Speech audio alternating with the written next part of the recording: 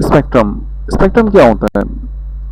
When an element absorb energy from flame और an electric arc it emit radiant energy. जब कोई element जो है वो एनर्जी एब्जॉर्ब करे और ये एनर्जी चाहे फ्लेम से ली गई हो या इलेक्ट्रिक आर्क से ली गई हो, वो रेडिएंट एनर्जी को जो है वो एमिट करता है। इसी तरह से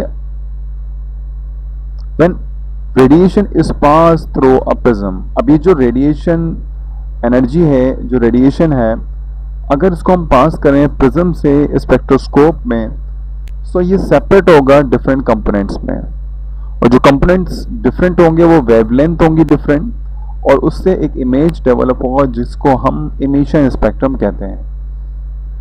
यहाँ पर आप देख सकते हैं कि वाइट लाइट जो है वो एंटर हो रही है प्रिज्म के अंदर, और उसके बाद दूसरी साइड पर जो है वो डिफरेंट किस्म के वेवलेंथ कंपोनेंट्स जो है वो देखने में आ रहे हैं, जिसको हम इमिशन स्पेक्ट्रम कहते हैं।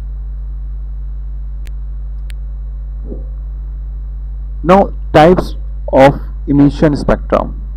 इमिशन स्पेक्ट्रा की कितनी टाइप्स हैं? दो हमारे पास टाइप्स होती हैं। The first one is continuous spectrum and second one is line spectrum. Continuous और लाइन स्पेक्ट्रम को डिस्कस करने से पहले डिस्पर्शन क्या होता है जरा वो सुन लें। When the white light either from the sun or any other lamp, incandescent lamp, is passed through a prism, it breaks into its component colors is called dispersion।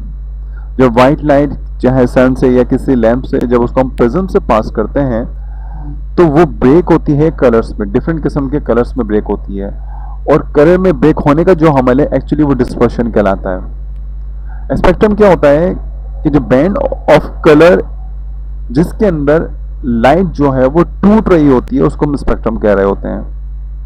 जैसे कि हमारे पास जब लाइट एंटर हो रही है तो डिफरेंट किस्म के कलर्स तो हैं, लेकिन कलर के बैंड्स हैं, जैसे कि आप इसमें येलो, रेड, ब्लू, ग्रीन, आप डिफरेंट किस्म के बैंड्स देख सकते हैं। तो इस किस्म का जो है आप कह सकते हैं कि बैंड्स ऑफ कलर, इसको हम स्पेक्ट्रम कहते हैं। इस लाइट के फैलने का अमल कलर्स में डिस्पर्शन कहलाता है, और कलर्स के बैंड्स बनने का जो अमल है वो स्पेक्ट्रम कहलाता है। तो ये दो डेफिनेशंस हैं इसकी। नाउ कंटिन्यूस स्पेक्ट्रम क्या होता है? When the colour of the spectrum are mixed and there is no line of demarcation between the colour. जब जो स्पेक्ट्रम के कलर्स होते हैं वो एक दूसरे के साथ जब मिक्स हो जाते हैं, और इस तरह से मिक्स हो जाएं कलर्स डिफरेंट कि कोई लाइन ऑफ डिमार्केशन मौजूद ना हो कलर्स के दरम्यान, यानी कि हुदूद ना हो, बॉर्डर ना हो, ये ना पता चल सके कि कौन सा कलर कहाँ से स्टार्ट हो रहा है, कहाँ एंड हो रहा है, तो इस किस्म के स्पेक्ट्रम को हम कंटिन्यूस स्पेक्ट्रम कहते हैं। इसके अपोजिट हमारे पास जो लाइन स्पेक्ट्रम होता है उसमें क्या कह रहे हैं? When the light from the discharge tube is allowed to pass through the prism, जब लाइट हम डिस्चार्ज ट्यूब से हासिल करें और उसको हम प्रिज्म से पास करें, तो डिस्क्रीट शार्प लाइन जो है, शार्प लाइंस जो है वो ऑब्टेन होंगी हमें डार्क बैकग्राउंड पर। आप देख सकते हैं कि ये जो हमारे पास स्पेक्ट्रम, लाइन स्पेक्ट्रम हमें मिला हुआ है, ये डिस्चार्ज ट्यूब से लाइट को लेकर और प्रिज्म से पास करने के बाद हमें डिस्प्ले हुआ है। तो इसमें आप देख सकते हैं डिफरेंट किस्म की शार्प लाइंस मौजूद हैं, और हर जो लाइन है वो एक डिफरेंट कलर कैरी करती है, और बैकग्राउंड आप ब्लैक कलर देखेंगे। तो इसके अंदर कोई कलर एक दूसरे के साथ मिक्स नहीं होता, इंडिविजुअली जो है वो नज़र आ रहा होता है, और एक कलर की एक लाइन या डिफरेंट ब्रांड्स आपको नज़र आएंगे। तो इस किस्म का जो स्पेक्ट्रम बनेगा उसको हम लाइन स्पेक्ट्रम कहते हैं। नेक्स्ट टॉपिक हमारे पास है Rutherford model of an atom.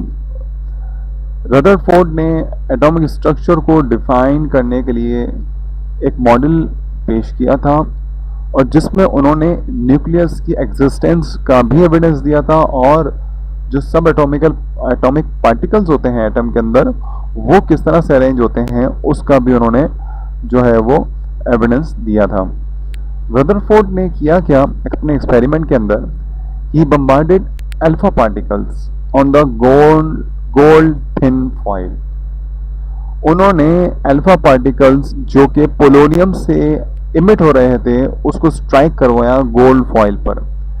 ये पिक्चर में आप देख सकते हैं कि सोर्स ऑफ अल्फा पार्टिकल यानी कि पोलोनियम से हासिल करदा अल्फा पार्टिकल्स को स्ट्राइक करवाया जा रहा है इस गोल्ड फॉइल से, और स्ट्राइक करने के बाद डिफरेंट जो पार्टिकल्स हैं अल्फा पार्टिकल्स वो डिस्पर्स हुए हुए हैं, कुछ क्रॉस कर गए हैं, कुछ का एंगल डिफरेंट है और कुछ बाउंस बैक हुए हैं। तो इनकी ऑब्जर्वेशन यही थी कि मोस्टली जो पार्टिकल्स हैं अल्फा के वो क्रॉस कर गए थे फॉइल से, कुछ पार्टिकल अनडिफ्लेक्टेड थे और 8000 में से सिर्फ एक पार्टिकल जो है उसका जो एंगल था वो 90 डिग्री से ग्रेटर था। ये इनकी ऑब्जर्वेशन थी जब इन्होंने ये एक्सपेरिमेंट परफॉर्म किया था। उसके बाद कुछ मेन पॉइंट्स जो है उन्होंने इस ऑब्जर्वेशन के बेस पे जो है वो दिए थे। उसमें उन्होंने फर्स्ट में ये कहा था कि जो मास होता है एटम का एक्चुअली वो न्यूक्लियस की वजह से होता है, क्योंकि न्यूक्लियस हैवी मटेरियल है जो कि उसके सेंटर में किसी भी एटम के सेंटर में मौजूद होता है, और जितना भी एटम का मास होगा वो सिर्फ न्यूक्लियस की वजह से होगा। सेकंड पॉइंट उनका ये था कि the nucleus carry positive charge which can be represent by ZE, and the third one is there must be the number of negative charge electron outside the nucleus and fairly large at large distance arranged in some manner।